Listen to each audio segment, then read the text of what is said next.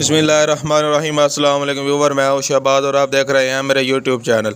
आज हम बात करेंगे जी बेस्कार्ड 5 mg के बारे में। ये जो बेस्कार्ड 5 mg टैबलेट है, इसकी डोज़ क्या है और इसका यानी कि तरीका इस्तेमाल क्या है और ये किस मकसद में जो है इस्तेमाल की जाती है, इस पर जो आज हम बात करेंगे। ये जो बेस्कार्ड टैबलेट है, इसकी जो पोटेंसी है वो 5 mg है। ये बहुत ही बेस्ट कंपनी की और ये जो है आपको हर मेडिकल स्टोर से मिल जाती है और ये ख़ास तौर पर ये इस्तेमाल की जाती है ब्लड प्रेशर को लो करने में।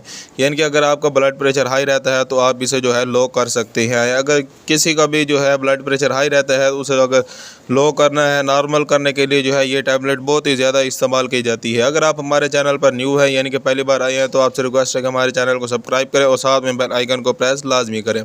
ये जो बेस्कार्ड टैबलेट है, अगर आपके सर में दर्द रहता है तो ब्लड प्रेशर यानी कि हाई होने की वजह से अगर आप तब जो है ये टैबलेट अगर आप इस्तेमाल करते हैं तो आपका ब्लड प्रेशर जो है लो हो जाएगा।